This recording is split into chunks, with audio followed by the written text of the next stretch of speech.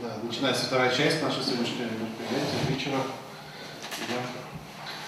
Тема сегодняшнего выступления посвящена событию истории чувашского народа, которая отображена в календаре чувашского народа, который издан в этом году. Это январь 2018 года, Первый Всероссийский чувашский военный съезд в городе Казани. События вроде как бы у нас известны, упоминаются немножко, то есть о нем меньше, потому что он значимый, но о нем гораздо больше можно сказать то, что у нас отображено в нашем общественном сознании, в литературе. В сознании в общественном он вообще практически неизвестен, потому что если о нем мне приходилось сталкиваться, если люди говорят, то говорят немножко так, пару слов о том, что там такие вопросы обсуждались, и все. А вот насчет его внутреннего содержания, что у нас нет его сознания. Поэтому мне хотелось бы на эту тему сегодня выступить с докладом. Вот меня Николай Иванович попросил, с удовольствием отозвался, и тема очень интересная. Немножко сначала таких лирическое отступление. Для меня, что сыграл, в частности, вот этот военный съезд. Дело в том, что я родился в деревне, но вырос полностью в городе, то есть в малолетстве родители переехали, рос уже в городской среде. В наше советское время чувашский язык не изучали, как вы знаете, в школах, и вырос, и историю чувашской не изучали, то есть мы полностью вырос как вот городской, как вполне советский школьник, и историю чувашской культуры я практически ничего не знал, да и не интересовались, потому что, знаете, такое отношение было, что чувашки это немножко такое темное, старое, забытое, вообще там немножко там чувашок мах, там, да, часто фразы такую с детства слышал, там как же, и отношение было такое. И до 30 лет прожил и, собственно говоря, мало чем интересовался вот такими вопросами, там, чувашской историей, чувашской культурой. И просто я могу сказать, как сам свидетель, современник тех времен, то есть вот таким образом у нас было. Закончил исторический факультет, но меня всегда вообще история национальности, национальное движение всегда интересовало. С детства там фильм про индейцев, там, про различные там, вот эти столкновения различных народов, культур, какие между ними были взаимоотношения, очень было интересно, конечно. Когда учился в университете, я учился на историческом факультете, на кафедре всемирной истории, и изучали мы вот эти мировые процессы. Дипломную работу писал по национальному движению, по нацистской идеологии фашистской Германии, Альфреду Розенбергу. Тоже он идеологом был национал-социализма германского, и тем, такие меня всегда интересовали, просто мне интересно было, потому что вообще как раз в нем проявляются очень многие интересные моменты столкновения различных культур, цивилизаций, традиций, это мне всегда очень было интересно. И, наверное, чисто случайно так получилось, что в 30 лет я пошел работать в наш исторический архив, и уже будучи созревшим уже человеком в 30 лет, и историком, имевшим уже определенно богатый опыт знаний мировых процессов, мне удалось ознакомиться с чувашским материалом. Каким образом? Это очень интересно произошло. Там Николай Адер, знаете, наш предприниматель, заказал по свою деревню Кумашку искать в нашем фонде, в нашем архивах, искать все упоминания про деревню Кумашку. Он потом сейчас эту книгу издал несколько лет тому назад. Мне достался фонд 499, он назывался «Чувашский отдел при наркомнации». Это чувашский отдел при наркомнации, знаете, отдельная тема интересная. Я надеюсь, что, может быть, в марте удастся на эту тему тоже выступить. Но в нем собраны все основные сохранившиеся документы, связанные с периода 18 года. И до 17 года некоторые материалы сохранились. То есть там материал не только чувашского отдела, например, наркомнации, но и комиссариатов чувашским делам, военно-окружного комитета и другие, там, которые случайно документы собирались. Я многие документы там листал, я их не понимал. Потому что действительно, кто знает, там, с архивами работал, там вот так просто документы там не почитаешь, это не книга, там не увлечешься. Но меня очень заинтересовало дело с протоколами Чувашского военного съезда. Очень интересно, достаточно толстое дело, и там достаточно публицистично выступали. Я когда начал изучать все это, моя задача была искать там слово «Кумашка», деревню там упоминаем, да? Поэтому приходилось читать все дело. И когда я начал читать, я удивился, насколько там интересные документы, настолько интересные вступления, мысли, содержание. Вообще, тем более зная на фоне, в контексте мировой истории, европейской истории, как эти вопросы звучали актуально. И я тогда, наверное, с чувашским движением первый раз столкнулся. Вот до сих пор у меня вот как же ассоциация с чувашскими деятелями, национальными деятелями как раз вот связана с этим с военным съездом. Потому что, чем интересен этот съезд, потому что там могли они уверенно, открыто выступать на те вопросы, о чем раньше молчали, боялись говорить. Теперь они развернуты, интересно. Причем такие глобальные вопросы, например, там стоялся вопрос о том, что в январе 2018 года, если вы помните, шел переговорный процесс с Германией насчет заключения мирного договора по Первой мировой войне. И там вопрос даже стоял о том, что послать в комиссию, которую ведет Россия по этим переговорам, послать представителя Чувашии. Да, то, что, мне это очень интересно было. Таких много моментов, очень много было там. Они, конечно, может быть, сразу не видны, но когда их осознаешь в контексте европейской истории, общероссийской истории, я тогда чувашскую еще практически не знал. И очень интересно мне это стало, я прочитал, старался прочитать до конца, их было сложно читать, потому что там шрифт такой набранный, там очень тяжело читать, но старался читать, много почитал. Потом думаю, интересные моменты такие. А как интересно это описывается в нашей литературе. Достал книгу, книга известная, в 2001 году, если не ошибаюсь, она вышла «История Чувашии» красным цветом. Книга первая там называлась, как раз 17 и до 40-х годов. И начал читать, и, честно говоря, вот когда я прочитал, мне врезалось, там практически мало что было написано про этот съезд, но врезалась мне одна фраза, что на этот съезд собрались люди с ограниченным христианским мировоззрением, не способные мыслить в общенациональном масштабе. У меня, честно говоря, я хоть и не знал вообще ни чувашский язык, ни историю, ни культуру, мне стало обидно. Я сам хоть по происхождению чуваш, чувашла это Бурдак Глеб, лайф Макалашмастер. Но мне стало обидно, и просто что это как вердикт звучал. Такой высокий, интересный съезд, который, сейчас я могу аргументированно говорить, который сказал свое очень нужное слово во всероссийском масштабе. И вообще, если рассматривать национальную политику Советской России, она достаточно уникальная в мире, знаете, да? То есть уже, я сейчас об этом потом скажу. И вот такая короткая фраза, такой вердикт, как же этому съезду. Это как приговор. Меня, честно говоря, меня стыда пошло. Мне не хотелось бы, чтобы мои дети читали вот такие вот вещи. Кто написал создатель этой книги, вот эту строчку? Авторы. Там коллектив, по-моему. Коллектив историков. Я понимаю, но каждый... Нет, давайте сейчас в контексте некрасиво звучать, уже если Рамир назову, пожалуйста, там есть конкретно, который человек этим подробно постоянно занимался, он сейчас тем более не живет, тем более сейчас с этой трибуны мне сейчас нехорошо говорить. Я говорю о проблеме, а не о человеке. О проблеме. Да, я проблему поднимаю. Вот, и поэтому начал писать, и первые публикации у меня были как раз именно про это военный съезд.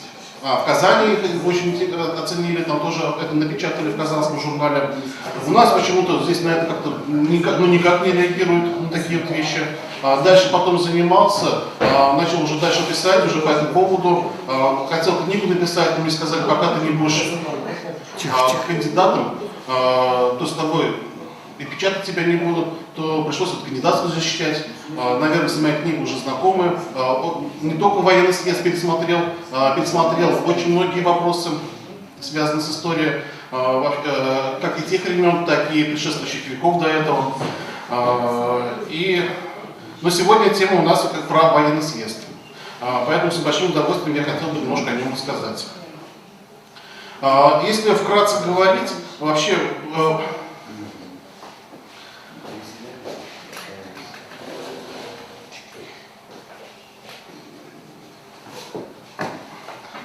Почему этот съезд стал таким большим значимым, который я такой большой уделяю? Потому что сам период истории, который он проходил, был очень важным. Это был январь 2018 года, и мы сейчас психологически привыкли всегда мерить, вот был февраль 2017 года, потом октябрь 2017 года, Советская революция. На самом деле коренные изменения, когда все пошло меняться с каждым днем, началось, это был не октябрь 2017 года, это был январь 2017 года. Это тогда, когда было собрано первое всероссийское учительное собрание. И когда, наконец-то, вопрос о учредительном собрании, который уже многими годами стоял во всей России, он теперь это был поставлен в практическом ключе. Он либо реализуется, либо не реализуется. Если он будет реализовываться, то будет направление в одной стране. Если он не реализуется, будет в другом. Там было это место, вот в истории там есть такое понятие, когда вот место направления идет, история может развиваться по-разному. И есть такие точки бифуркации, как еще это называют, откуда может история по-разному развиваться. Январь 2018 года это был действительно рубежной датой.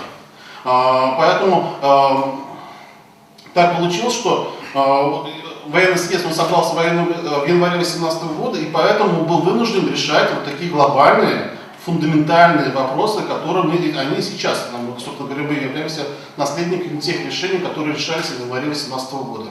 То есть начали его решать. Поэтому сама дата января 2018 года имеет очень большое значение. Но в истории России 2018 год имеет это тоже глобальное значение, потому что вот как раз вот все эти альтернативы в нем перебирались.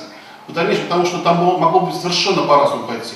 Концепции, причем были не только там, внутри советской власти было множество различных концепций. Были левые большевики там, да, во главе с Бухариным. Они, например, в отличие от ленинцев, по-другому вообще оценили, как должна быть устроена государственная власть в стране. Я сегодня тоже сейчас немножко об этом скажу. Поэтому меня заинтересовала в этом контексте позиция Казанского совета, потому что председатель Якова Шейхмана и председатель революционного штаба Карл Грайсис, нашего чебоксарского, как же, знаменитого деятеля, он сам латыш, но Чебоксар тоже отметился. Грайсис сыграл вообще, он идеологом национального вопроса таких был, и они отличались, их взгляды кардинальным образом, что продвигал Ленин. Потому что у Ленина была позиция демократического централизма, это вот наша модель сейчас просто существует у нас в России. Но были и другие модели, где Россия бы состояла бы из ряда самоуправляющихся областей, и причем многие коммунисты на этой точке зрения стояли. И наши казанские большевики, в частности, и Грайсис, они стояли на таких позициях. Я уж не говорю про СССР, про левых СССР, других СССР, там, как же, это был очень период такой, где переплелись. Это еще у нас до сих пор неосознанный. Если во всероссийском масштабе у нас там общие такие традиции там, они проявились, то в нашем региональном и в чувашском пока еще недоосознанно. Вот сейчас я, конечно, начинаю пока вот работать. Ну, я уже работаю, вот у меня, в частности, монография «Чувашское национальное движение в 2017 году. Взлет и падение». Потому что это был колоссальнейший взлет, ну, конечно, тогда же это все это как же было очень сильно прижато обстоятельствами гражданской войны. Не то, что там кто-то, но при этом ИДМС все равно всегда вот эти деятели сохранили, которые у них есть вот сильное, мощное начало, что даже в скрытых условиях, в подавленности, в зажатости, они могут реализовывать свои вот эти вещи. Это от внутренней силы, от внутреннего потенциала. Кстати говоря, вот эти карты тоже, наверное, я вижу проявление, поскольку многие вопросы, о чем обсуждали, они являются показателем того, что как при многих негативных обстоятельствах у нас умеют внутренне разрешать многие вопросы. Вот. Ну, это отдельный разговор. Я вернусь к нашему съезду. Дальше, потом сама Россия стояла, она вообще тоже была не только в политическом вопросе, государственный вопрос решался, не только революция, но там еще продолжалась мировая война. Мирный договор еще не был заключен. Вопрос об мире, помните, стала вообще точка разрыва между большевиками, не только с левыми эсерами, но и с левыми большевиками. Были много большевиков, которые выступали против мирных переговоров с Германией. То есть там все могло бы совсем по-другому пойти. И Чувашский военный съезд, который там открылся. Вот вкратце еще хочу сказать, какое значение сыграл вообще, вот я с Николаем Егоровичем разговаривал на эту тему, он тоже немножко так, как же удивился, но я тоже думаю, что для многих это прозвучит совершенно ново, но я могу аргументивно показать, не так быстро, конечно, это нужно просто психологически сложно сказать, что именно вот этот военный съезд сыграл решающее значение не только в истории чувашского народа, но и всей национальной политики Советской России.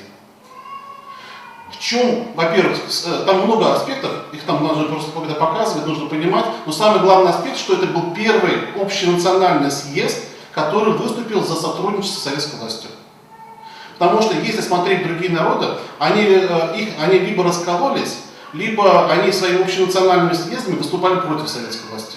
То есть, ну, чтобы быть не голословным, например, татары, знаете, они там, как же у них тоже проходили мусульманские военные съезды в это же время, он искал условные части, и основная часть этого съезда пошла против советской власти. То есть, это казанские события марта 18 года, которые были военное противостояние. Оно было подавлено. А у башкир то же самое же. То есть они выступили против советской власти, потом в дальнейшем на белогвардейскую сторону. Казаки, Украина, Закавказье. Ну, Прибалтика и Беларусь, они были оккупированы Германией, поэтому что там другая особенность. И Чувашский съезд, это стал первый съезд, который стал сотрудничать с советской властью, но на своих условиях. И вот эти «но» на своих условиях, они заложили основу для вообще всей системы национальной политики будущей Советской России. То есть вот где, да, мы вам признаем, но вы при этом делаете. Так, потому что многие народы пошли вопросы решать силовым. То есть они решают, ну, казаки, вот, башкирские войска, там, татарские пытались, там тоже, у них там, ну, у них разногласия, у них сильно раскол там был. Даже когда наши казанские соседи, татары, начали продвигать свою татаро-башкирскую республику и вообще все свои проекты, то вот эти Муллануры Вахитов и Султан Галиев и все остальные, они же не представляли весь народ, когда они с Лениным договаривались о открытии комиссариатов при Наркомнации. Они не представляли, они представляли только часть какую-то из них. А другая часть, значительная часть, выступала против советской власти. Да? То есть принципиально иная это политика, а здесь чуваши выступили с общенациональным съездом.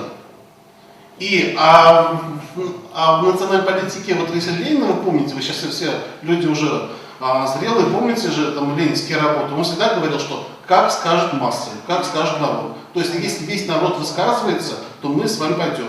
То есть ему было, например, с легкостью он мог поставить на место какого-нибудь энергичного татарского деятеля, башкирского деятеля, а так оно и было. Несколько встреч, когда они там встречали, когда он ставил на место их там своими вопросами, в тупик ставил. Этот Султан Галиев же об этом пишет, там, и башкирский об этом пишет, там, другие, там, он умел грамотно делать. А вы представляете ли весь народ своими действиями? Они говорят, ну да, вот мы свои, вот какая-то кучка навищена. Вот он сказал, а вот соберите со всего народа, то тогда и поговорим. А вот у чувашей такой козырь был. И когда Краснов и Ильмень ездил в Москву и добиваться своих интересов, у них это был козырь общенационального съезда. И поэтому они прошибали вот эти идеологические препоны, которые стояли вот как раз в большевистской практике. И именно они пробили эту дорогу. И потом в дальнейшем потянули за собой более уже народы, которые не совсем как же, могли подобные вещи организовывать. Это вот как же наши те же соседние марийские, удмуртские, мордовские, горские народы Кавказа, кстати говоря, тоже они не могли. Потом вот эта модель, которая была опробирована в 2017 году с помощью как раз вот наших вот этих военных деятелей, там, да, того же Краснова, Юман идеолог, знаете, Петров Юман, он был идеологом этого вопроса. Он был председателем военного съезда. Краснов, активный деятель, который там все это вопрос решал. Ильмень тогда еще был просто как бы дополнительный работник, как посланец от общенационального съезда в Москву. Но потом так не получилось, что у него поднялась авторитет, потому что Юман ушел белогвардейцем, Краснов там тоже дисквалифицировал себя. И Ильмень потом все это, вот эту карту общенациональных съездов грамотно разыгрывали в течение последующих лет.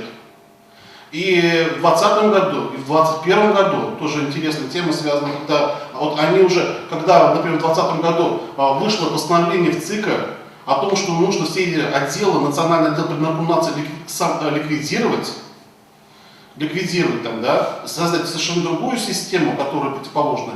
Ильмень в ответ на это в ноябре 2020 года собирает Всероссийский съезд Советов коммунистов и национальным съездом говорит, что мы поддерживаем вот эти национальные отделы и нам нужно их продвигать. И в ЦИК ничего не мог сделать, им сказали против, они принимают их решения. То есть вот эта карта общенациональных съездов, она в то время очень играла очень сильно, и военный съезд в этом отношении был. А почему? Потому что как раз военный съезд, он заложил вот эту модель взаимоотношений с региональной и государственной властью. То есть мы вас поддерживаем, но у нас есть определенные условия. У других пока так не получалось. И потом, когда все это уже только растет, потом уже делали по аналогии, как добились Чуваши. Ну, что-то хотел сказать, но мысль выскочила. Вот, ну ладно, потом, может быть, еще выйдет. Ну, если конкретно теперь уже съезду переходим. Вообще, вот еще... Так. Конкретно съезду переходим. То есть, какие вопросы решал? Вот почему еще для национального движения он сыграл большое значение. Не только, как мы сказали, уже это в российском масштабе, но для национального этого решения. Дело в том, что вот в 2017 году тоже собирались съезды и общенациональные, но они не выражали, это общечувашский съезд, помните, в июне 2017 года в Симбирске, съезд местной народности по Волжье в Казани в мае 2017 года, потом в сентябре был второй общечувашский съезд, потом был тоже это военно-окружной съезд в декабре 2017 года. Были общенациональные съезды, но они, чем принципиально отличаются от военного съезда, они носили характер форума. То есть люди собирались, просто они принципиально ничего не решали, потому что там считалось, будет все это учредительное собрание, и там уже, исходя из этого, все будет решаться. И поэтому наша задача просто высказать пожелания этому учредительному собранию. У них не было, у них были только пожелания, но не было высказано воли. И поэтому, если помните, кто знает вот эти брошюры, те, которые было принято, так называлась резолюция пожелания, принятого общечувашским национальным съездом в Симбирске в июне 2017 года. То есть это не характер воли, а просто пожелание народа как дополнительно. Военный съезд, он принимал уже решение как национальный уровень. Причем он не только военные собрались, там собрались и эсеры чувашские, и Чувашское национальное общество, и учителя, и сидеть. То есть это был как обобщающая организация, которая все это делала. То есть она выражала свою волю. То есть это первое подобное действие. В июне 2018 года тоже будет новый съезд, тоже интересный, значимый по-своему, первый рабочий христианский, как он называется.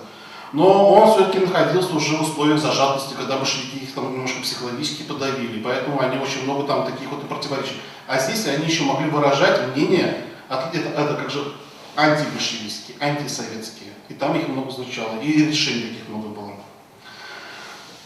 Так, потом еще какую проблему было съезда 2017 года? Не было единства между Казанью и Симбирском.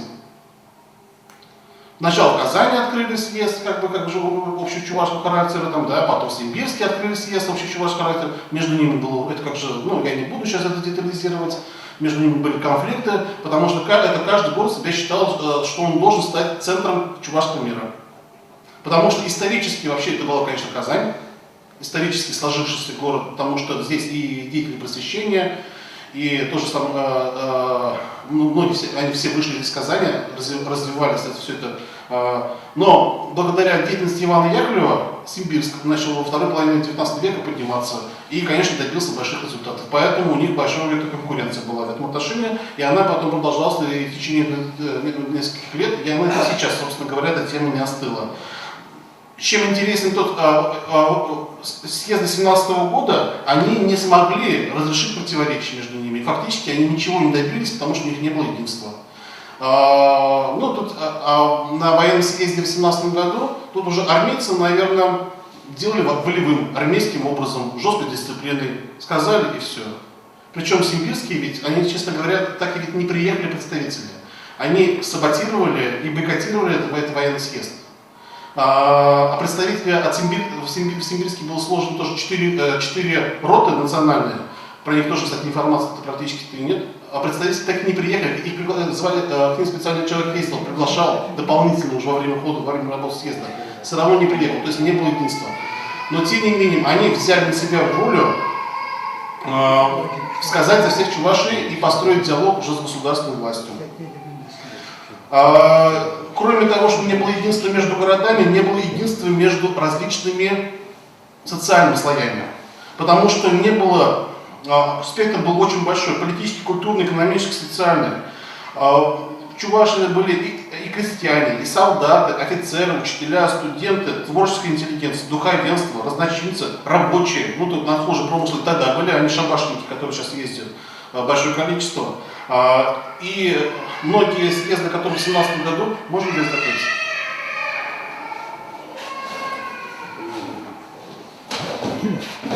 В 2017 году они очень быстро разбивались на съезды учителей, либо студентов, либо какие-то творческие интеллигенции, и поэтому они не представляли все. Военный съезд постарался побрать в себя всех деятелей, и политических, и были представители. На военном съезде обсуждали вопросы и духовенства, причем глобальные вопросы, там, связанные с религией, собрать свой Чувашский поместный собор, там, как же, и крестьянство, и переселенческие вопросы, и рабочие вопросы, и офицерские, и политические партии. То есть весь необходимый спектр вопросов этот военный съезд это затронул. То есть он стал первым обобщающим таким съездом. Другие у нас так не смогли этого добиться. А вот военный съезд и потом в дальнейшем уже сформированный им военный совет Канаш, он пытался это делать. Конечно, да, не получилось, там уже другие обстоятельства, там уже наступили, там как же, как объективного характера во всей России, так и субъективного, там тоже его там некоторые наши деятели это саботировали и не дали развиться, но тем не менее все равно этого не добились. Дальше, что хотел бы отобразить, для того, чтобы раскрыть смысл съезда. Вообще, что из себя представляла Казань в январе 2018 года? Это тоже стало местом сосредоточения бурных политических процессов. Вкратце напомню, что в ноябре 2017 года Национальное собрание мусульман внутренней России и Сибири, или Меджлис, начал создание Волжско-Уральского штата, и мусульманский военный съезд был уполномочен решением этого вопроса. То есть мусульмане уже начали процесс. У нас, кстати говоря, Чувашское национальное общество и многие деятели выступали в поддержку этого проекта. И это уже у нас общеизвестно, что на Чувашском военном съезде обсуждался этот вопрос этого Волжско-Уральского штата. Но у нас почему-то не пишут, что военный съезд высказал свое принципиальное согласие от всего имени всего чувашского народа на вхождение в этот Волжско-Уральский штат.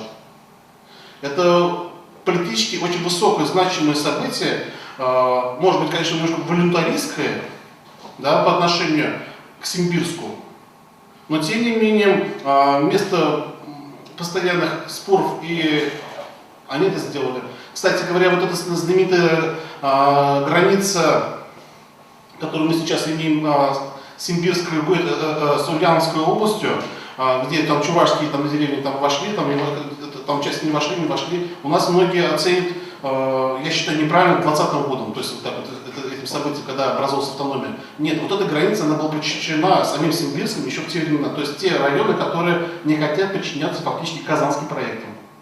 То есть это они имеют более глубокие корни. Это Волжско-Уральский штат. Он был...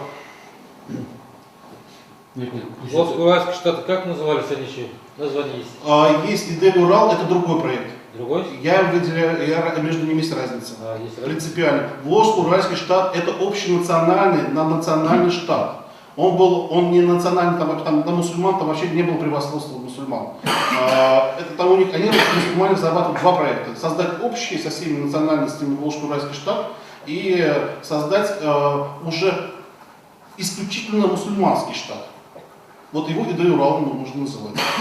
Да. То есть это принципиально. То есть такая разница. Дальше потом, чтобы еще полбеды. А дело в том, что у казанских большевиков был свой проект. Я его сейчас сложно называть проектом Грасиса.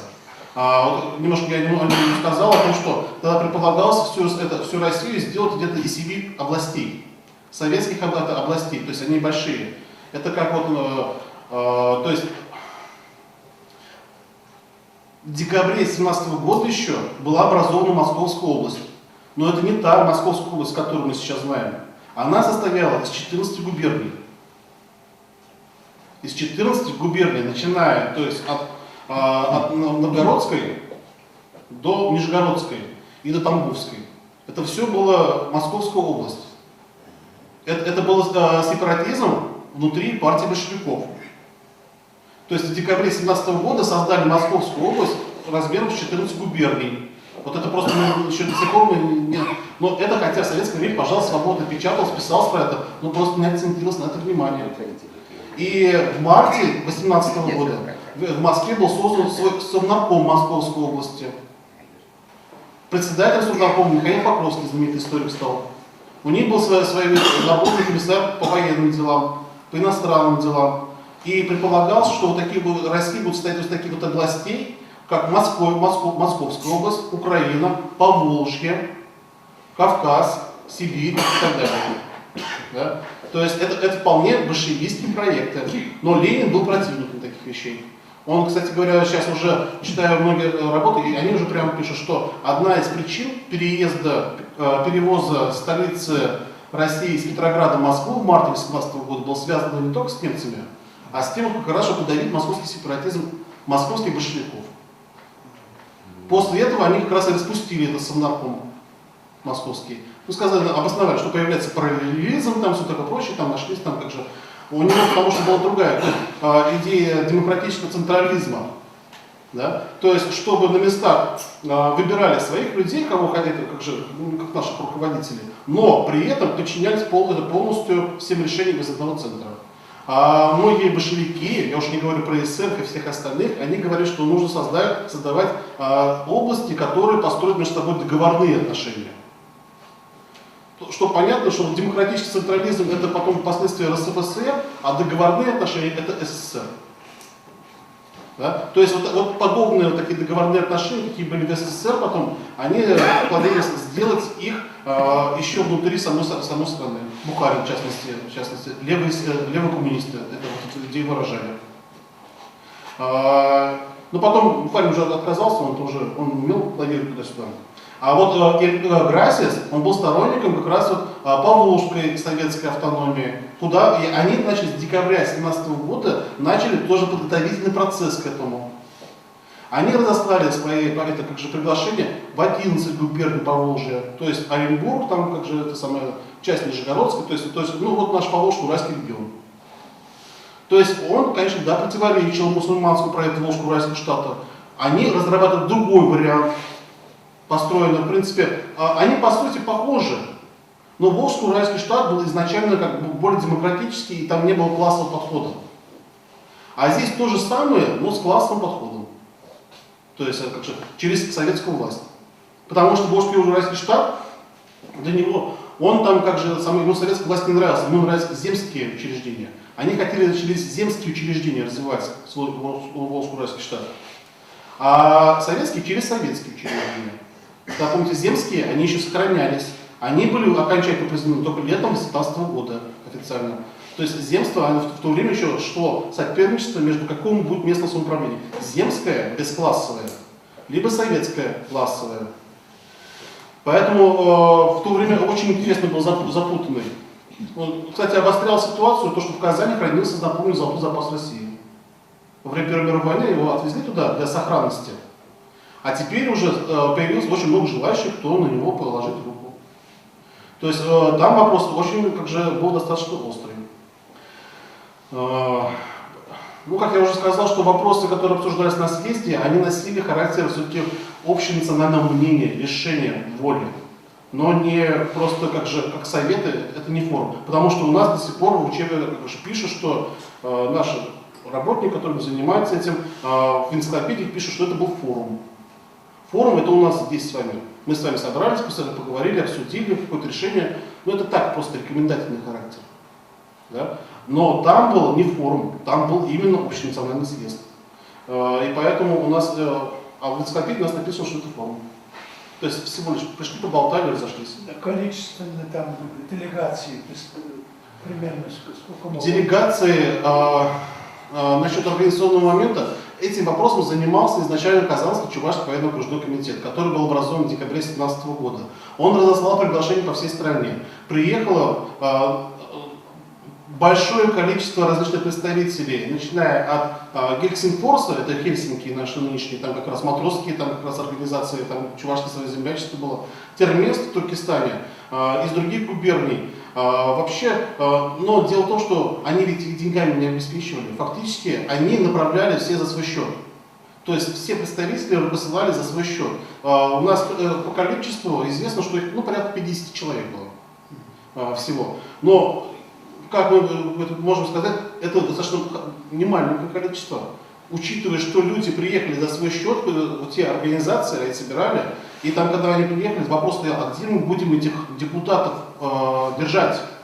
Им же где-то ночевать, надо даже где-то размещать, кормить их надо. Понятно, Да? понятно. Да. То есть это все-таки просто другой какой момент затрагивает, потому что это показатель, как раз там им никто за это грамотно не обещал, какие-то привилегии не обещал, там, да? Но они приехали, люди складывались, это очень интересно было. Вы планируете печатать этот материал? Хотелось бы, да, но я об этом уже много лет говорю, но никому это не интересно. Надеюсь на вас. Можно вопрос? Нет, полностью до конца. Вы говорите о военном съезде. Вы сейчас упомянули Казанский окружной, Чувашский военный, потом упомянули 4 роты несогласных Ульяновск. Это были чувашские войска. Если это чувашские войска, кто их создавал, кому они подчинялись и какие рода войск были? Хорошо, да, я просто... Исторический путь, когда они исчезли, когда это было создано, и имена, если можно. Хорошо, постараюсь ответить. Целью, какой целью они были созданы, и какой целью они были ликвидированы, и кем? Хорошо, ну я, как история, у меня такая методика, немножко концентрическая система, то есть я взял если широко, потому что я буду сужать, дойду до фамилии. Время есть, да, у вас? Есть. А? Есть. Да, вот немножко о съезде хотелось еще сказать, а потом уже к конкретным вопросам, которые там решались. Ну, сразу могу сказать, что хотелось бы отметить, что там известно, он продолжался с 12 января до 1 февраля, то есть почти целый месяц. Протоколы очень хорошо описывались, все эти события, которые там происходили, очень подробные протоколы, они у меня есть. Но дело в том, что некоторые протоколы не сохранились. 3 протокола, номер 2, номер 15, номер 25, их там не было. Причем они явно уже по анализу видно, что там решались эти дни очень важные такие политические вопросы и уже изъяли их, скорее всего, тогда же. Насчет представительности в этом несколько слов. Вначале выступали с присутственными словами представители от татар, Ильяс Алкин в частности, которые там это выступали, говорили, что надо это поддерживать. Они шли, он был председателем Всероссийского мусульманского военного ШУРО, совета уже, который там существовал, военного совета, Ильяс Алкин, активную поддержку показывал. У них были большие разногласия. Марийцы, украинцы, приезжал представитель от Рады, Украинской Рады, Украинской Центральной Рады, да, помните, там тоже были острые события на Украине, в Киеве как раз это происходили, там тоже было противостояние. И как раз он призывал к тому, что давайте вместе объединяться, и как вот в частности цитату хотел выражать пожелание нации Поволжья быть смелыми и уверенными, чтобы штабы Казанского военного округа стали штабом нации Поволжья. Вот, желать успешной платформной работы. Армян, Поповский, это был представитель Центральной Рады. У армян представитель был, он делегат армянского военного комиссариата из города Петрограда, Туравов.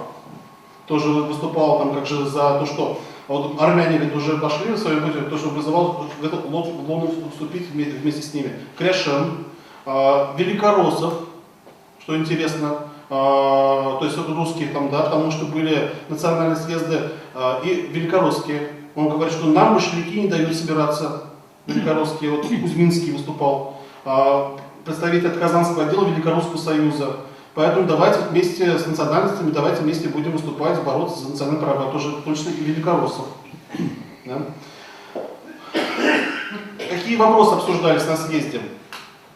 Я не буду сейчас подробно все это рассказывать, потому что там это действительно подробный большой рассказ по каждому из них, по каждой проблеме. Назову комиссии, которые там работали. По национальному вопросу была специальная комиссия, Гермоген Титов возглавлял ее, депутат учредительного собрания. По военному, это Тимофей Крылов возглавлял, фамилия спрашивают. Тимофей Крылов стал первым комиссаром как раз по чувашским делам Казанского военного округа. То есть люди у нас это известно.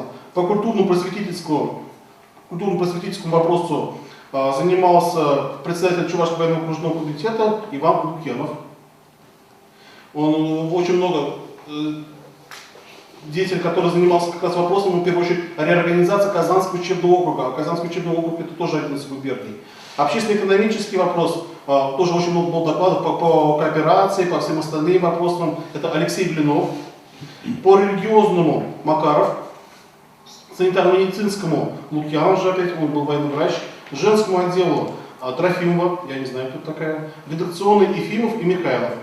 При этом еще обсуждали по национальному флагу, гербу, об этом какая-то моя, там вышла у меня работа, да, по государственной символу Чувашской республики, как раз как на этом съезде вопрос обсуждался, некоторые протоколы оттуда использовал. По текущему моменту, то есть по отношению к советской власти, очень интересный доклад, я потом немножко там про него скажу.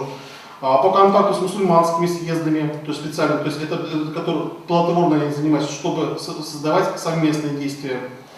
Обсуждались вопросы о противодействии действий продотрядов в Ядринском, Козьмодемьянском, Чебоксарском уездах. Вот, кстати, дело Кадыкова, когда же было, когда с Кадыковым это противостояние, сюда представили Чебоксары, от этого съезда послали чувашский отряд, в главе с чувашскими офицерами, который арестовал председателя Чебоксарского совета Кадыкова. Посадили они там как раз, это, где Национальный музей наш там находится. Но потом рабочие чебоксарские, они вышли там как же вооруженные, ну как какая-то Красная гвардия, там свои советы же вместе со своей Красной гвардией, они тоже потом окружили эти все, заставили там сдаться, Кадыкову там как же это самое освободили, Меркулев, командир чувашского отряда, застрелился, ну это известная история. То есть вот такие вопросы как раз там о создании Чувашской национал-социалистической партии Курата-Пра, вопрос там стоял. Какой партии? Национал-социалистический. Да, ну тогда это сейчас у нас фашисты дискредитировали это слово, а тогда я уже по этому поводу как-то выступал, но это уже есть то, что тогда это считалось нормальным, позитивным явлением. Потом вопрос стоял, там же вопрос обсуждался о созыве Чувашского учредительного собрания своего, то есть есть всероссийское учредительное собрание, а давайте мы сделаем Чувашское учредительное собрание, выскажем свою там эту волю, и они создали комиссию по ее созданию. То есть если бы у них было дальше, там, по крайней мере, насильственно не разрешился бы вопрос, они шли в этом направлении. Вопрос они поставили о том, что фактически начали создавать проект о создании областного учредительного собрания, то есть всего Волжско-Уральского региона. Причем местом проведения этого собрания предлагали сделать Чебоксары. То есть, опять-таки, посмотрите, да, какие интересные вопросы ставят. Есть и российские, а давайте мы сделаем свое учредительное собрание как же, по Волжско-Уральского региона. То есть они создали опять комиссию по данному проекту. То есть они не только шли, что им сверху скажет с Казанского совета или кто-то или другой там, они сами выдвигали свои проекты. Очень интересно. Переселенческий вопрос обсуждался, потому что мало земель и все остальное. Так. У меня тут по плану, я себе план накидал, я хотел насчет их резолюции о государственном устройстве. Или к военной переходить. О государственном устройстве. Очень интересный момент такой, потому что этот доклад, он принят не был. То есть резолюция по будущему, она называлась о текущем моменте. Национальная комиссия ее обсуждала. Кстати говоря, вот этот доклад, сам проект резолюции, написан был рукой Дмитрия Петрова Юмана. Если мы книгу читали как раз про рисунки, там вот эту статью, где 18-го года, где там флаг, вот этот герб, там, монумент, там, то он как раз вот эта картинка была нарисована на тексте, где Дмитрий Петров Юман писал вот эту резолюцию по текущему моменту. То есть как национальный съезд, общенациональный съезд относится к государственному устройству, что оно планирует в будущем. Очень интересный идеологический там момент, я бы хотел обратить внимание. Вот в частности он там пишет, ну там Российская революция, Великая Российская революция, взявшая на себя там великую миссию, она освободила. И вот он пишет, чуваши, некогда имевшие самостоятельное политическое бытие и свою культуру, под жесткими ударами судьбы в течение 700 лет рабства, то есть о бытие, это идет речь о Волжской Болгарии, дожил до крайнего обнищания и физического вырождения, что неизбежно грозило им полным вырождением и исчезновением исторической арены. Чувашский народ, что в целом составляющий народный класс трудящихся, представляющий своеобразный и исключительный пример пролетарской нации. Нет, это может быть сейчас звучит как анекдот, но тогда он нашел вот ту тонкую грань, по которой он сумел пробить уже как же самую вот эту большевистскую идеологию. Чуваши, конечно, не пролетарский народ, да? Но он обосновал тем, что вот как раз вот эта идеологема о вырождении, обнищании, чтобы показать, что мы не крестьяне, мелкобуржуазный элемент. Вы помните все эти советские нюансы там, да? Мы не мелкобуржуазный элемент. Мы отхожие промысловики, и поэтому мы, хотя земледелием занимаемся, но по психологии мы пролетарии. Для чего это нужно было? Потому что в то время только пролетарии являются субъектами права. Крестьяне, это считалось там недоразвитые, им еще учиться. А он уже показал, что чуваши уже могут иметь самостоятельно выражать свое коммунистическое мнение. Это настолько тонко он пробил вот это самое, вот этот момент, там, да, это самое. Потом, конечно, ему там объяснили, что никакие не пролетарии, знаете, вот дальнейшую судьбу и все остальное. Но, по крайней мере, найдя вот эту линию, они сумели дальше продвигать вот этот вопрос дальше в массы, в политику, и потом уже повлияли на национальную политику. Вот это пример пролетарской нации, потому что, кстати говоря, трудовая коммуна, кому в 2020 году пытались создать, она как раз была, это пролетарская же, коммуна же, это пролетарии же делали же. То есть республика считалась, это буржуазный проект, нужный для националистов, для буржуазии, и поэтому это недоразвито с точки зрения классовой, это прошлый день, а будущее это коммуна. И мы когда выдвигали трудовую коммуну, то как раз это самое, это все оттуда идет. То есть мы уже развитые. Кстати говоря, вот я вспомнил, что хотел сказать, вот то, что советское правительство признавало это. Есть книга, изданная летом 2018 года, она идет, там, описывает о том, что сделал Наркомнац РСФСР за полгода своего существования. Ну, как в форме отчета, в архиве у нас это также сохранился. И там вот, имеется как бы 3 категории народов. То есть по степени развитости классового сознания, прочих развития. Там 3 группы. То есть высокоразвитые, это, если в России там, это брал, он там показаны были поляки, финны, потому что они еще недавно были в России, русские. Во второй категории идут украинцы, казанские татары и чуваши. Третье, там уже кочевой народ, там башкиры, там все остальные, там уже там, народ севера. То есть нас тогда относили ко второй группе наравне с украинцами. В 2020 году аналогичная книга была выпущена. Там башкиры и чуваши убрали. Почему? Потому что башкиры, оказались, они же сами переполучили республику в 2019 году еще. Ну, из политических соображений. Ну, как бы неуместно теперь писать, раз у них там своя республика, что они там в 3-й категории. А у чувашей там просто убрали, потому что вроде как бы, это как же,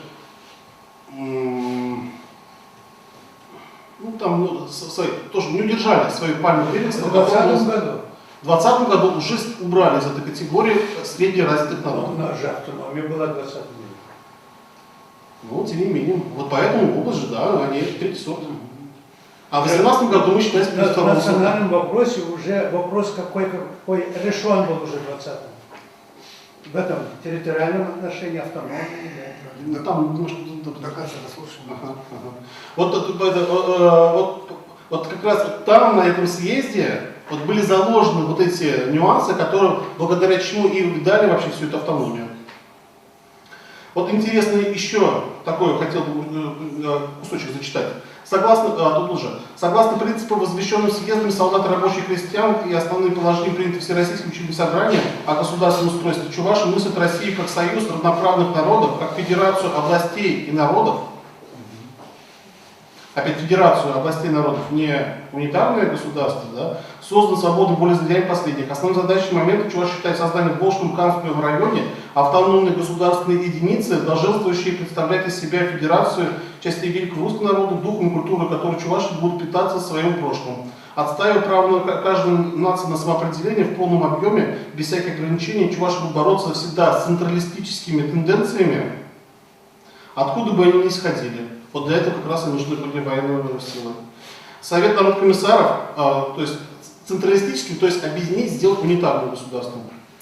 То есть не и красными, и белыми, то есть одинаковыми. Совет народных комиссаров, это что интересно, и декреты будут признаваться и осуществляться, поскольку последние не идут вразрез с национальным интересом трудовых чуваш. То есть, видите, уже условия поставили, да? Если не нарушается, тогда мы вас поддерживаем. Дипломатично, очень аккуратно писали. И это потом, все это вошло в практику советскую. В случае, если по изменившимся историческим обстоятельствам Всероссийское учредительное собрание вновь откроется, чуваши депутатам предлагается принять участие в его работе в учредительном собрании. То есть они против Совета все-таки шли. Образовав самостоятельную национальную фракцию в учредительном собрании. А учредительное собрание предполагало, что это будущий парламент. То есть в будущем парламенте иметь свою чувашскую национальную фракцию. 5 депутатов, вот эту фракцию уже там были. Это Юман, Титов, Васильев, Алюнов и Николаев. И подчиняясь деятельности директивам центральных чувашских организаций. И причем вот эта фракция будет подчиняться директивам чувашских центральных организаций. Вот такой проект у них, который они там были. И причем они длительное время, это потом в дальнейшем, кстати говоря, там тоже вопрос ставился даже в протоколах, о том, что если учредительное собрание не образуется, то может быть вот эти депутаты, 5 депутатов учредительцев сделать фракцию в ВЦИКе. Во Всероссийском национальном, то есть советов.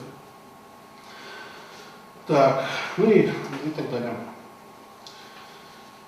Так, теперь про Волжско-Уральский штат подробно рассказывать не буду, про него обычно у нас написано. Всем дома Дрожка. Про теперь непосредственно до армейских вопросов.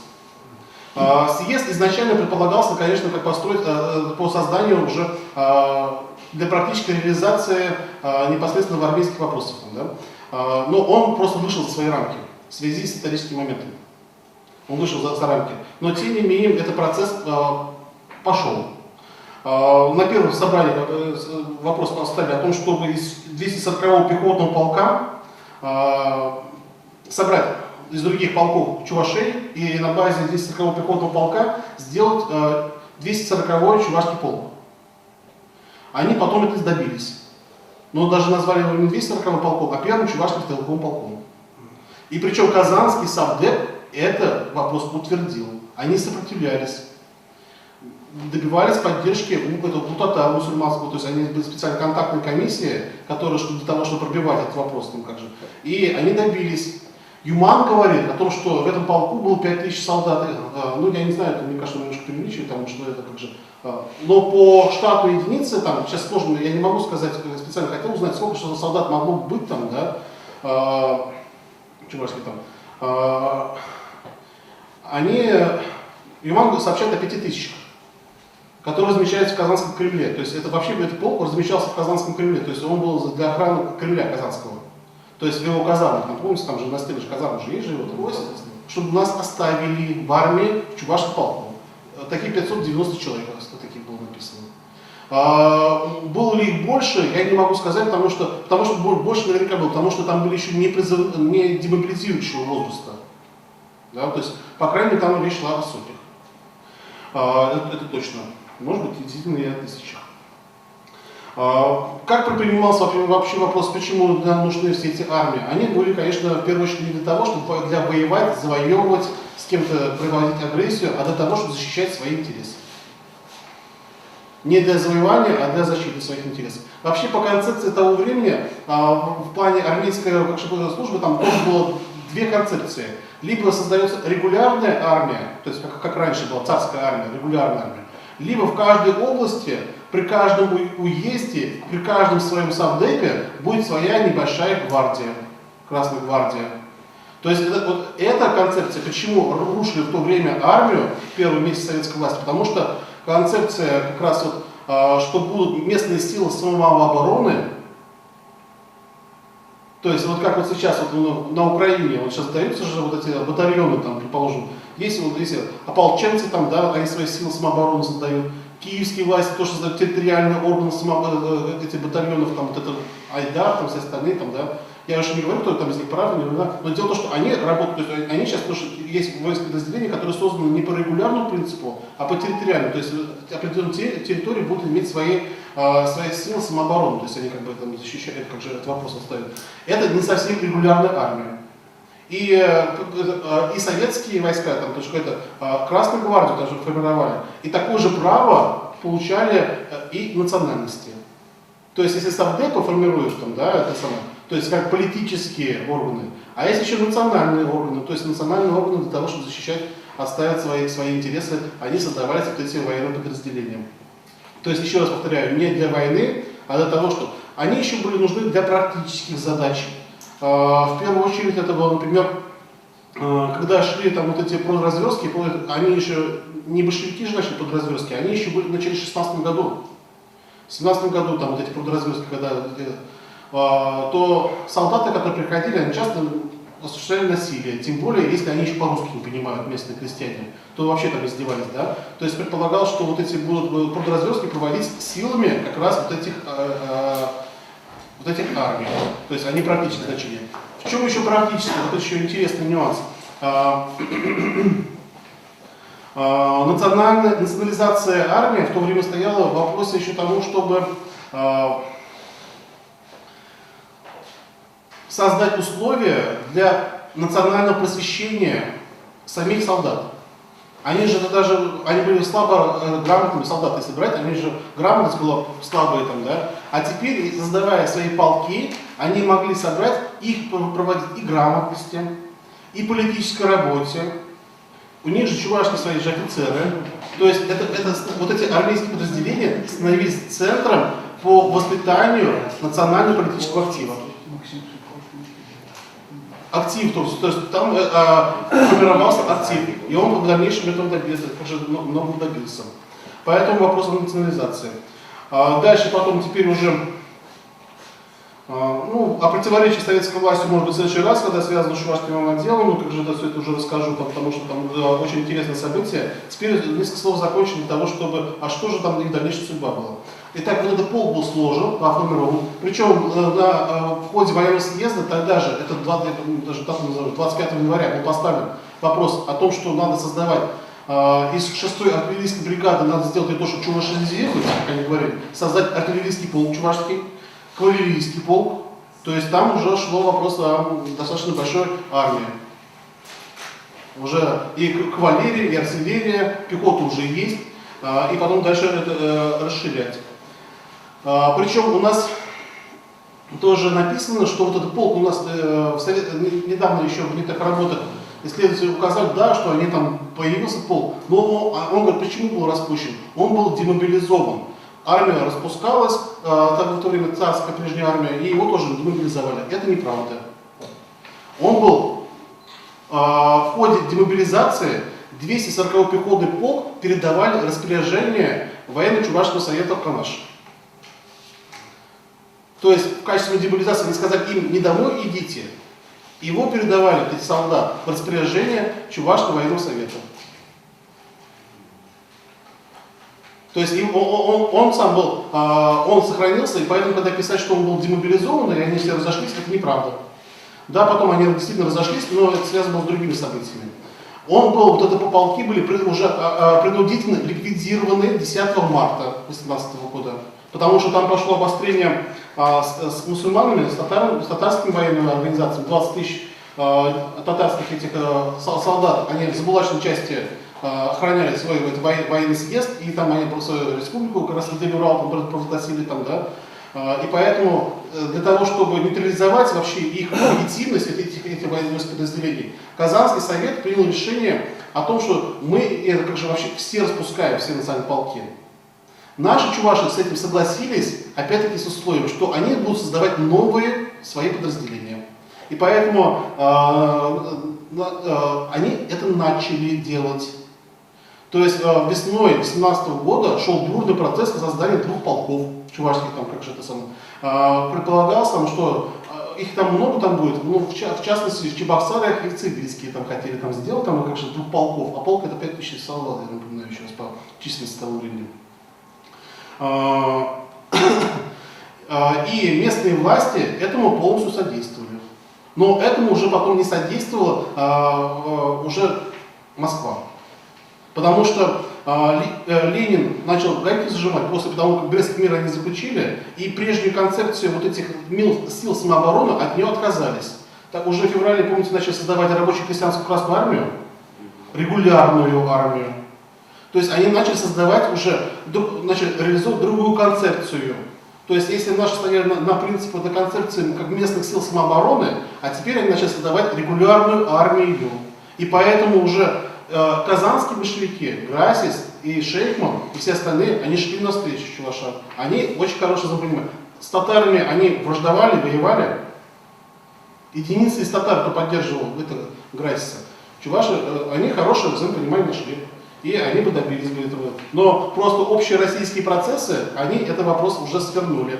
И Ильмень уже поехал, уже там, ему было поручено вопрос решать об этих полках уже непосредственно в Москве.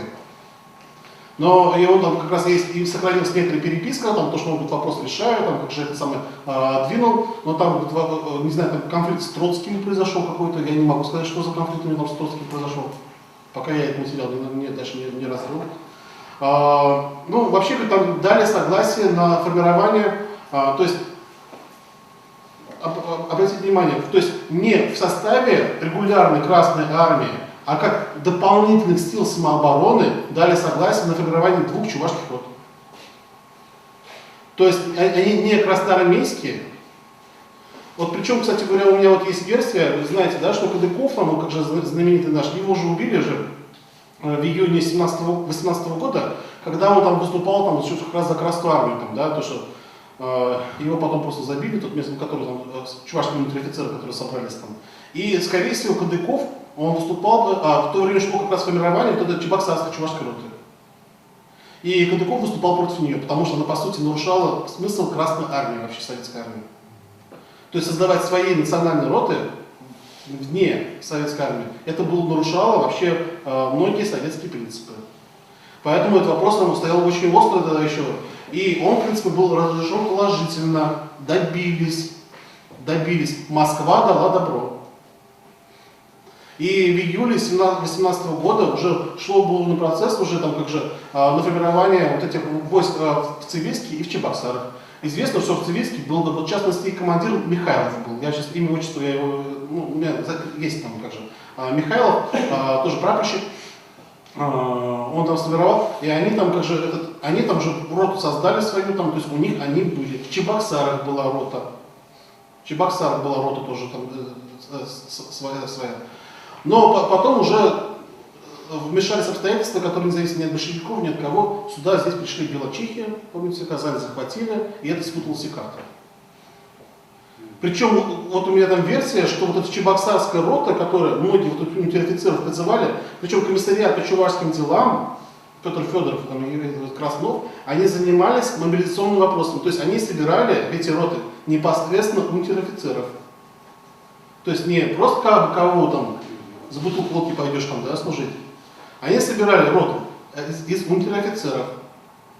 То есть они там вели учет, как раз в это время они начали списки, получили всех этих офицерских званий, там всех чувашей.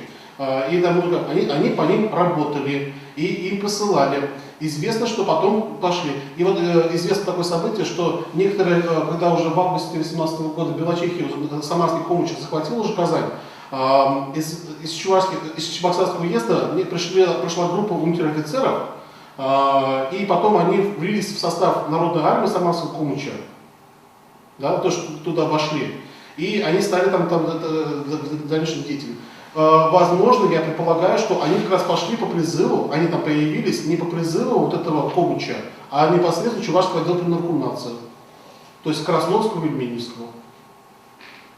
То есть они просто потом уже там, да, сколько таких людей, которые перешли на сторону Народной армии, Юман опять же сообщает, что порядка 1000. То есть чувашских офицеров, которые служили на стороне, ну я не знаю, мне все-таки там пока я таких цифр не владею, но потом в дальнейшем, сейчас если касаться белогвардейских, ну тогда белогвардейские еще не были, они были, вот сейчас разговаривали тоже, народной армии Самарского Комуча, они тогда еще белогвардейцами не были, у них не было белых знамен, ну, в смысле, в идеологическом смысле. Они ходили реально с красными знаменами, они георгиевскую ленточку туда вешали, чтобы показать, что мы не большевики. Повязки не были? Да, да, да. Ну, а так они были красные знамена, то есть они, по сути, они социалисты, то есть они пока еще сильно отличаются. Потом, да, Колчак их уже подмял, белогвардейцы подмяли, они все уже, да, погонное отделение, все как положено, стали белогвардейцами. И Юман, кстати говоря, он же потом стал уже этим, тоже офицером уже при клубе, конечно, идеологической работой, как занимался при клубе в штабе Колчака. Ну, таких в составе вот этого, пока еще белогвардейцев еще не стали, пытались формировать чувашскую офицерскую роту в Казани, пока еще Казань была под Комучем. Формировали чувашскую офицерскую роту. Возможно, как раз эта рота та самая, которая изначально эсеры, левые наши эсеры начали организовывать. Да? Но потом уже, видать, уже когда Колчак все захватил власть в ноябре 18 года, он уже там всех этих эсеров расстрелял же, переворот уже против них устроил, там, пересажал, перестрелял, наши там еле сбежали от него, там, наши учредилцы. Наши вот эти солдаты, ну, они говорят, уже белогвардейцам. В частности, вот Каргилов, известно, в статье про него там написал, сейчас уже, ну, как же, может, там видали, там тоже интересно. Причем Каргилов такой, он сам Урманского района, молодой, в 20 лет он был унтер-офицером. Ой, нет, не унтер-офицером, штабс-капитаном. Штабс-капитан, вы когда слышали, что в Чувашии до революции были только штабс-капитаны? Вот первый раз услышали. Обычно, да, унтер-офицеры, прапорщики, поручики, поручики максимум, что я встречал. Но он был просто на фронтах, на Западном фронте, как раз вот в Грузинском прорыве там участвовал. Он был штабс-капитаном, да, фотографии. Почему? Потому что его потом в 1937 году репрессировали, там и фотографии его там нет, и сохранились по этому поводу, там и нет или биография. Он там ушел тоже, как раз он был в этом чувашском полку, он был командир чувашской роты в этом полку. 14-й роты, что ли, там, как же, не помню, как же это самое. Ну, публикация по этому поводу есть, в журнале Киляна напечатана, там, с фотографиями, там, как же, в интернете там она тоже, как же, крутится, это, как же, информация, то есть это есть. То есть он там, причем, получал уже непосредственно Колчака, там еще, у него были ордена, у него, по-моему, практически все там были Георгии, Святой Анны второй степени. Это опять так офицеры там давать. А хотя, в принципе, обычные из деревни, там, конечно, Семьялы, там, тоже в Москве, районе, там, да. Вот. Но потом они переварились уже в белогвардейском движении, конечно, да, там они часто, Капелевич был, Юман так пишут, что потом они, часть из них эмигрировала там за границу и все остальное прочее там не спаслось. Что было у советской власти? Вот эту Чебоксарскую роту, которую сформировали, ее потом переделали в гарнизонную, и где-то уже ближе к ноябрю я не нашел там переходных документов, по которым показывают, что куда они там рассосались, делись. Но они уже числились уже непосредственно в составе Красной Армии. Про цивильскую роту я не нашел материалов. Возможно, он тоже ушла с белогвардейцами. Про Михайлова я не нашел материалов. Возможно, тоже с белогвардейцами ушел. Да? То есть это еще надо заниматься этим вопросом исследовать. По советской власти в последующем, конечно, оно было раздавлено. Когда Красная Армия уже в Казань вошла, то прежние деятели, они все потерпели поражение. Юман ушел. Краснова, там как же публично его, там как же это самое, растоптали, потому что он против большевиков выступал. Но Ильмень, как бы, он в этом однажды деле не дискредитировал перед советской властью. Он там к себе уехал в Ядринский район, уезд, там, все деревни там находился. Он, по крайней мере, публично не выступал, неизвестно, по крайней мере, таких моментов. Поэтому он и сохранил лидирующее положение. Вот тогда он действительно начал подниматься только после этого. Максим Кошинский там тоже удачно попал, что он просто как же, его походил в одну работу, но он просто удачно попал, там, но в дальнейшем он стал уже, и он уже получил политический козырь, там, да, ну, пошел по другому направлению. В дальнейшие годы всегда вопрос, последующие годы всегда стоял вопрос о том, что создать, опять-таки, возрождать эти подразделения формирования. И в 19 году, и в 20 году там вопрос все стоял о том, чтобы создавать свои еще дополнительные чувашские роты.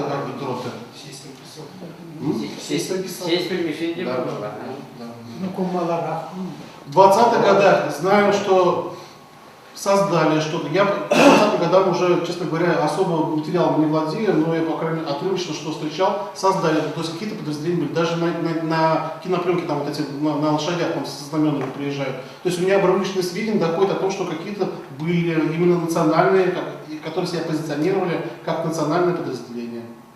А что они себе представляли, какой юридический статус меня это в первую очередь интересует. Самодельно, конечно, да, все что угодно ты можешь там сделать, там, себе повесить, там, что угодно, там, да, флаг любой там, но меня интересуют юридические нюансы. Потому что, еще раз говорю, что советская власть шла много на, как же это самое, вынуждена была. И во многом благодаря тому, что как же это самое, это у нас было очень хорошо и грамотно организовано до этого еще в январе 2018 года. Ну, все, заканчиваем. Фамилия первого командира Чувашского полка есть? У меня Васильев только фамилия. Васильев, да? Вот это полка, у меня только еще Васильев. Звания нету. Не инициал. Васильев. Ну, Так, такой у нас- вопрос такой, как, Сергей, значение этого съезда и результат этого съезда, вот, так сказать, на, как бы, вот, На самосознание повлияло.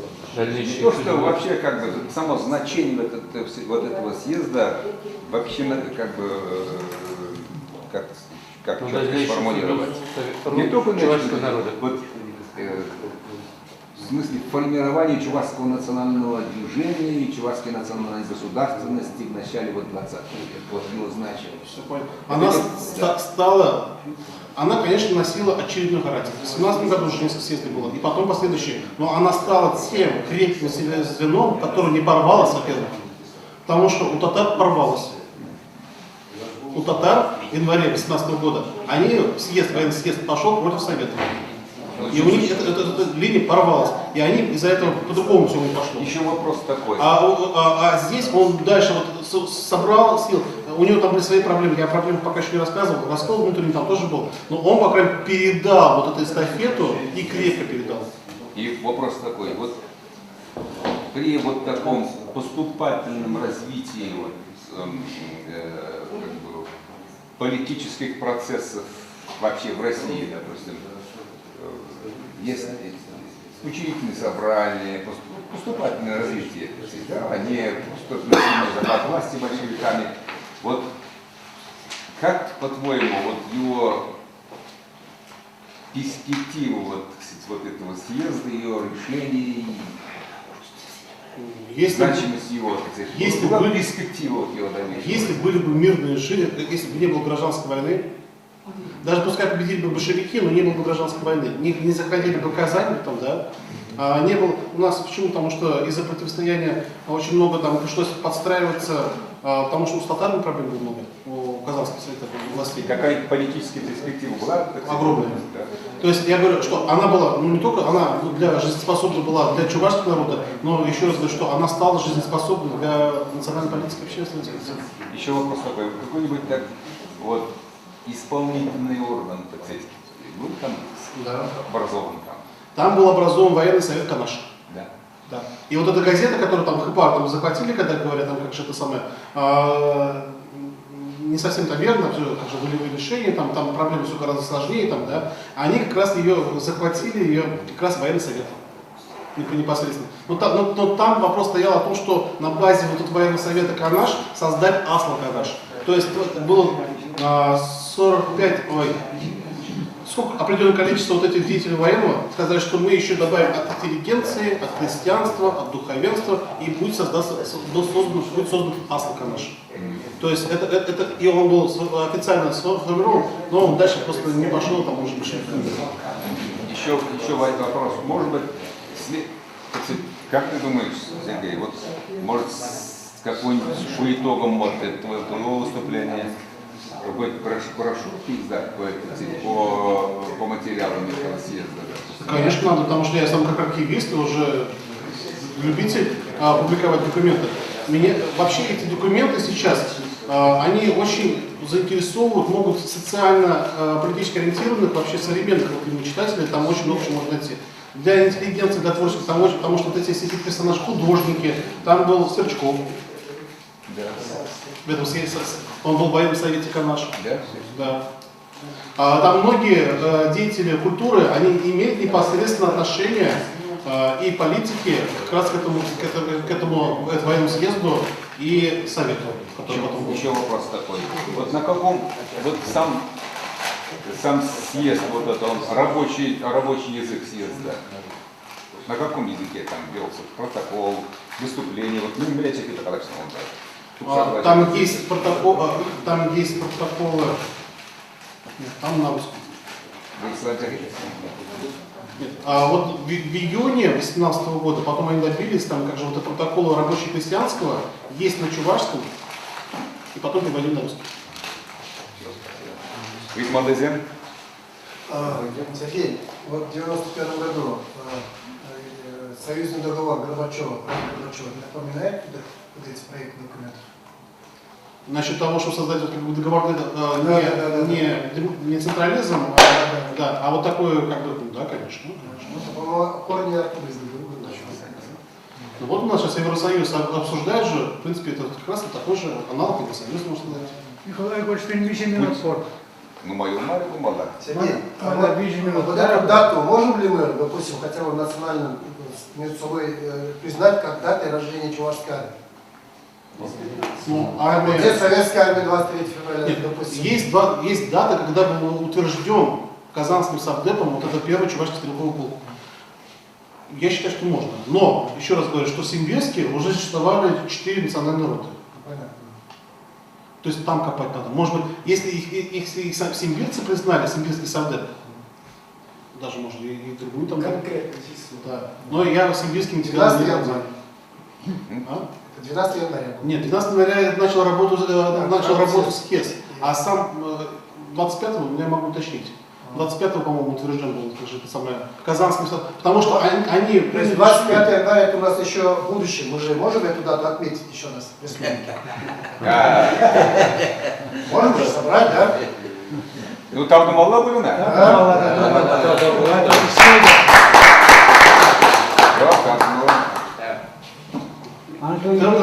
Правда, будешь? Только Сергей, отчество мне Казан?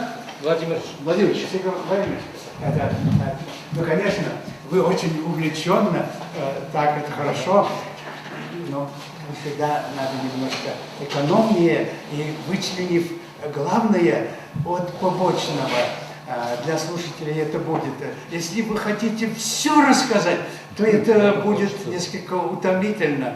А вот надо главное. Вот во второй части очень, но вступление у вас было очень уж так, вы долго приближались.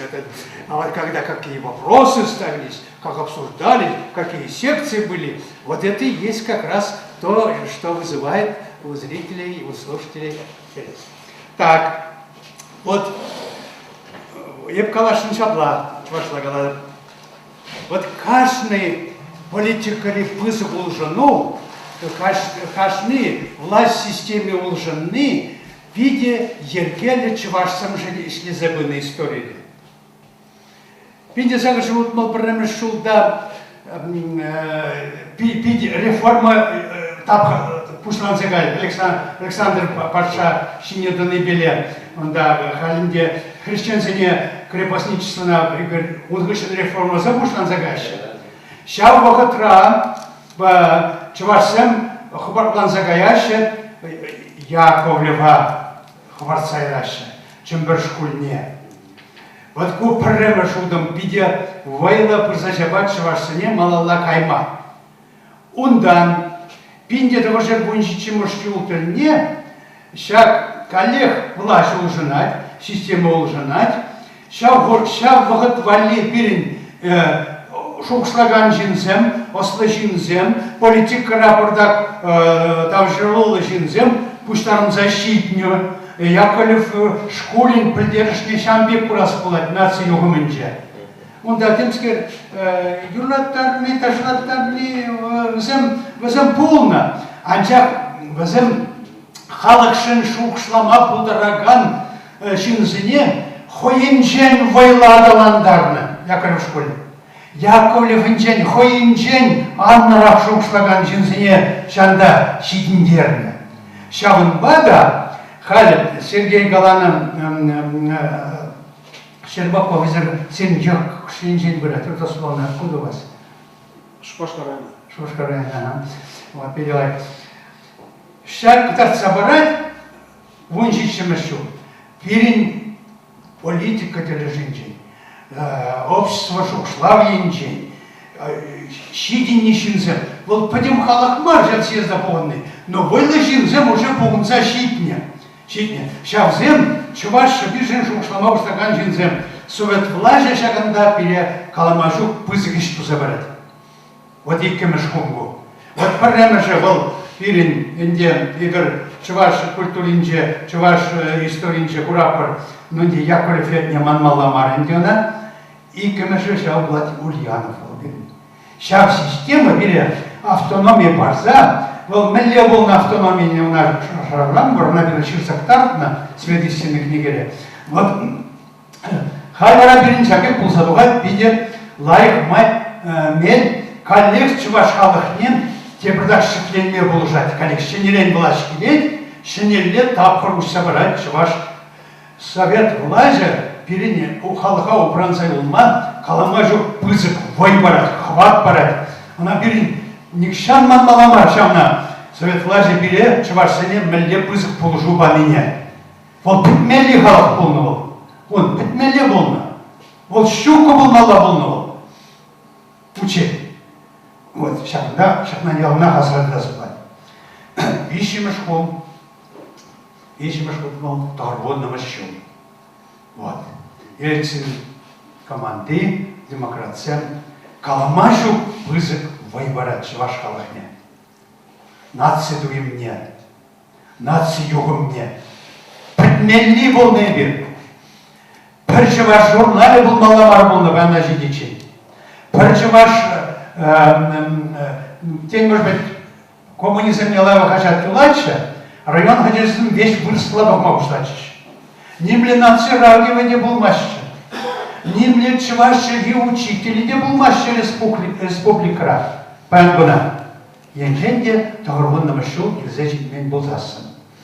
Власть ужинча, система ужинча, коллег пириншин пиделайк болза дохра. Вот паян Щербаков шалдам тохлар тусабаны, шав югуман, шав воен психпарнивал. Эзе шав система рахунна болзасын, шак докладан иштада туза параймастынча. Sana помашешь же на человек калашма. Он же он очутся вон да шурса, вон на теперь где приместно мерч. Вот. Нимле нацию конгресс еще был маш. Нимле нацию автономизм не был маш. Никаш область рада, никаш республика рада это жерде. Чуваш сын пролеживая пул маш пачахта. Она дума помашешь. Она дума помашешь хамр республика рада. Вот, чап партии неде, это неде. Вот чамба, менджул влаш ужин за пыджи, шаманджул переншен лайк пулса пыджеву. Анчахта, хамр мелехи не кура, хамр мелешайри не кура. И бир шам менсенбе, сидели клеузы курма, брензе сиди имей, как в раньше виде. Вот и биргали кунда буган, наларат, прибир парпек телевля, перед прям чунзем черезем пармайла анжак перед бекизем везем пит номай марвезем пит номай марвезем инженде республика чуваш тенжинче пиншин бурбулзасан вот тем бегехче анжакта чуваш нации конгресс съезд инженде шагбек перед бекизем шаган бекизем везем пурде булманында онда ахаль тяжешин бурзаларна шинземандан дарах полка. Шамбадан шак съестра бузакама шулда аллажин полны, она пиде ирламалла. Онда нумая жинче мар был, нумая жинче мар. А чакта шамби кизем полны, аллажин полны.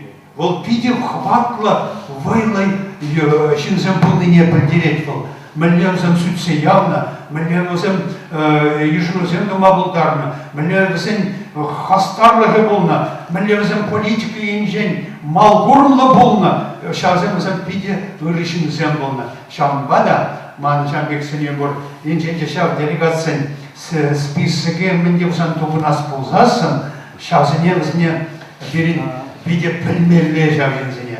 Я же себе друг мадрушка зеги, вот камзам, менятно был назем, вот хуже маджазам, тень может штан был назне, назем канамажух пиде пузы пузалашин земзем, и бер марвазем, и бер менюн да, да возем бедана штарзасем, вот возем шавалашин возем, берен чан шоушлав, баттер земзем, баттер земзем, она тогда сире сунат пар шавиже тогда лахартузо, тогда тюплерах.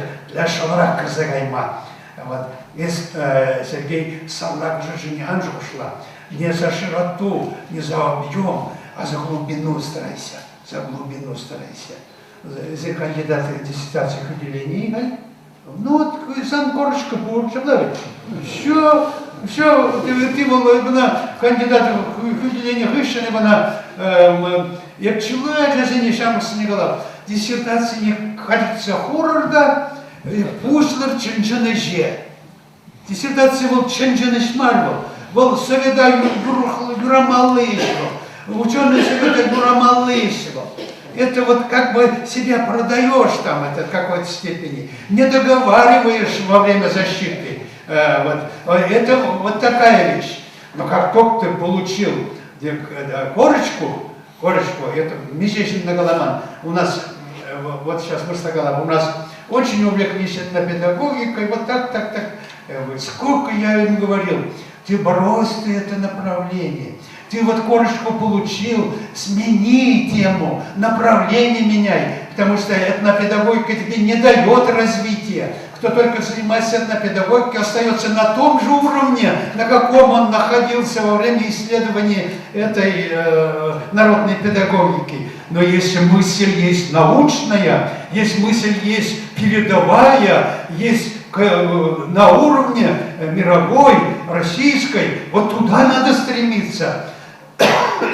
Вот, я вот, исходя из этого, мой совет старого человека, мудреца, вот эту тему не бросайте, только в публикации не успокаивайтесь, вот еще интереснее подайте, и пусть это будет, ну, конечно, наверное, попутно есть и другие съезды, наверное, вы и в курсе других, так ли?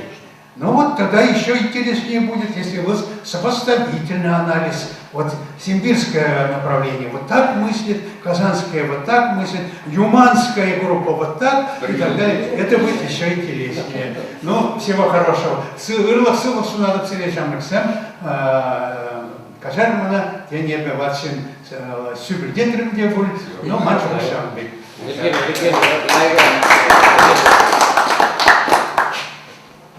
Туан Мурзем. Епар, иди день балансна пункт, кембек, калаттарас келет манзере, десинге.